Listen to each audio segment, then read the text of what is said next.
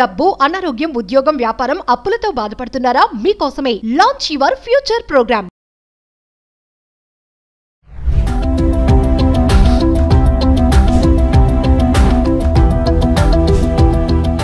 నమస్తే, welcome back to Suman TV.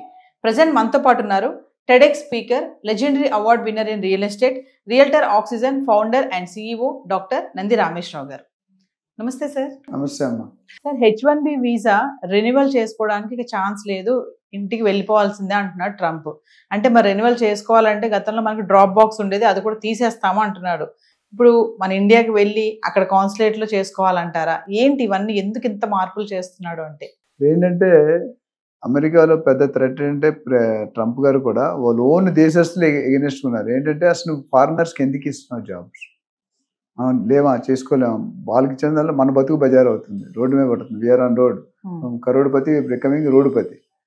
So అది చాలా వ్యతిరేకత నడుస్తుంది. ఇప్పుడే కాదు, ముందు ఉండేది, ఇప్పుడు కొద్దిగా ఎక్కువైంది.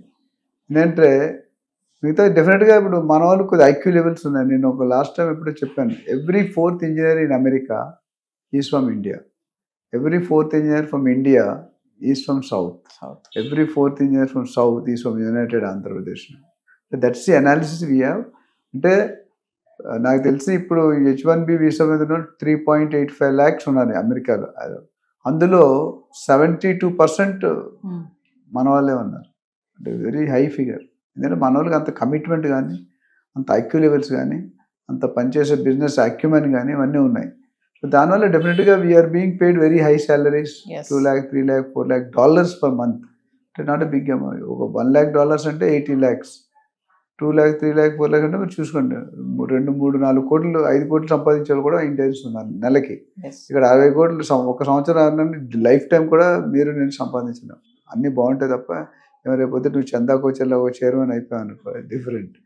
సో ఇప్పుడు ఏమంటారంటే కొత్త రూల్స్ ఒక జనరల్గా నాకు తెలిసి 3 సంవత్సరాలకి ఇస్తారు, ఇంకో 3 సంవత్సరాలు ఎక్స్ట్రా రెన్యువల్ చేసుకోవచ్చు. అది అమెరికాలోనే చేసుకోవచ్చు, డ్రాప్ బాక్స్ కానీ అక్కడ ఉన్న డాక్యుమెంటేషన్. ఇప్పుడు ఏమంటారంటే ఆ డబుల్ సిస్టమ్ తీసి 3 సంవత్సరాలకి అంటే మీరు 3 నెలలు 4 నెలలు ముందే వెళ్ళి ఇండియాలో కన్సులేట్, అమెరికన్ కన్సులేట్ కానీ ఎంబసీ కానీ ఉంటుంది, అక్కడికి వెళ్ళి మీరు పర్సనల్ ఇంటర్వ్యూ ఫేస్ చేయాలి. అందులో సక్సెస్ అయితేనే మీరు మళ్ళీ మీకు వెళ్ళాలి. వాళ్ళ కన్ఫర్మేషన్ తర్వాత you will get entry in to the America. అది ఉద్దేశం అంటే ప్యూర్లీ బయట వాళ్ళని తగ్గించే విధానానికి ఇది ఒక మార్గం. అంతే, నాన్ ఇమిగ్రెంట్స్ ఎవరైతే ఉంటారో వాళ్ళందరినీ. అది ఎందుకంటే ఈయన వీసా మీద చాలా చేంజెస్ ఇచ్చాడు, బర్త్ రిజిస్ట్రేషన్ మీద చాలా చేంజెస్ ఇచ్చాడు, ఇంపోర్ట్ ట్యాక్సెస్ మీద చాలా, ఇంపోర్ట్ ఎక్స్పోర్ట్స్, ఇవన్నీ కూడా దే ఆర్ అంటే బాధపడే విచారించ అవసరం పనులు అంట. ఎందుకంటే అలా చేయకూడదు. ఓకే, వాళ్ళు ఉంటే సడన్గా డ్రాస్టిక్గా గ్రాడ్యువల్గా చేయాలి. అలా కాకుండా మొత్తానికే మోసం చేస్తే ఎసరు పెడితే కష్టం. దాదాపు 80,000 మంది తీసేయాలని ప్లాన్లో ఉన్నాడు. ఉన్న దాంట్లో 80,000లో ఆల్రెడీ 16,000, 20,000 వచ్చేసారు. మిగతా 60,000 తగ్గించాలి. 60,000 మంది అంటే కొన్ని కోట్ల డాలర్. సో దాన్ని బట్టి ఏముందంటే దే కెప్ట్ ఏ టార్గెట్, ఈ పీరియడ్ లోపు ఇంతమందిని పంపించాలి. అందులో ఇండియన్ శాతం ఎక్కువ ఉంది. ఇండియాలో అన్ని countries, north, east, west, south జోన్లో కూడా అందరూ వెళ్తుంటారు. IT is developing because one of the reason is మన వాళ్ళే.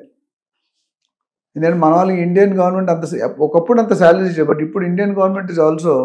ఇప్పుడు సత్యాని అడల్ గారు ఉన్నారు, ఆయన $1,600, $1,700 అంటే చాలా.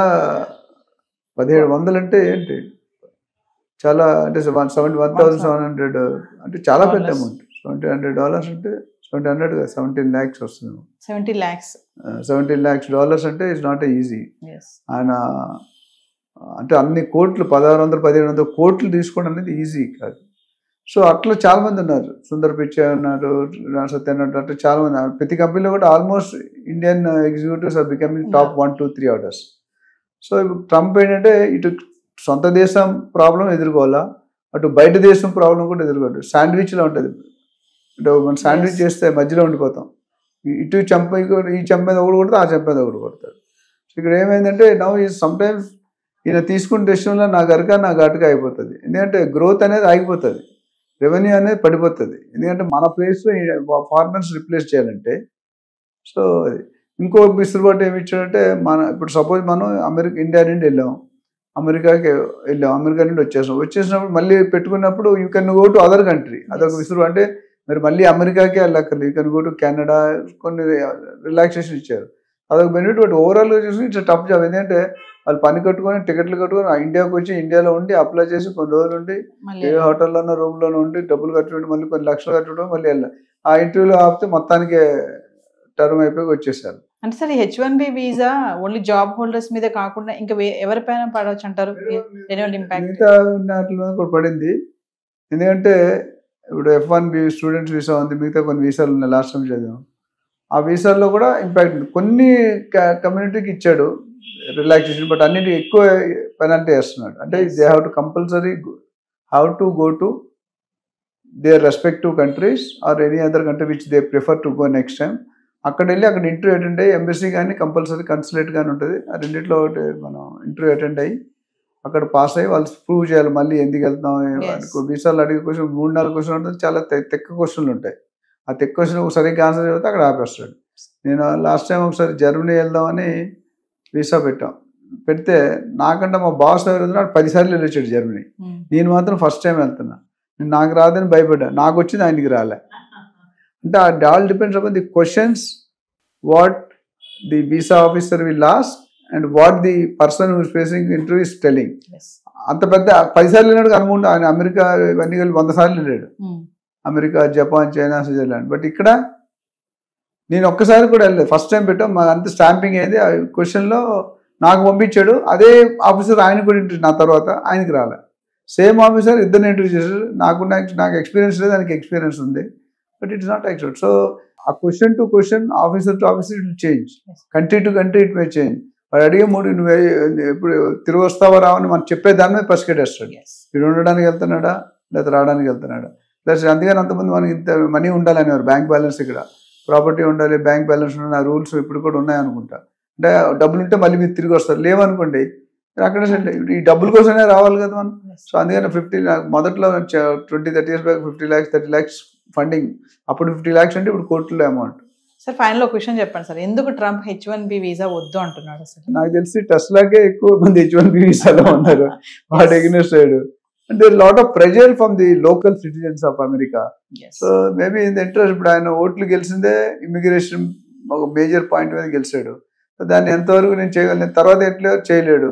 అంత ముందు టర్మ్లో కూడా చాలా ట్రై చేసాను, ఇంప్లిమెంట్ కాదు. ఇప్పుడు ఫుల్ అప్పుడు ఏమైంది, లాస్ట్ టర్మ్ అయిపోయే లోపు అప్పుడు లాస్ట్ 6 నెలల్లో పెట్టాడు, టైం చాలేదు మెజారిటీ. ఇప్పుడు ఏంటంటే స్టార్టింగ్లోనే పెట్టాడు. బట్ చాలా మంది మెజారిటీలు పక్క ఉన్నప్పుడు పాస్ అవుతుంది, బట్ ఎన్ని పెట్టాడు అన్ని పాస్ అవ్వాలని రూల్ లేదు. ఓవరాల్గా is trying to increase his own country income and reduce others to come into the America. Yes. Thank you, sir.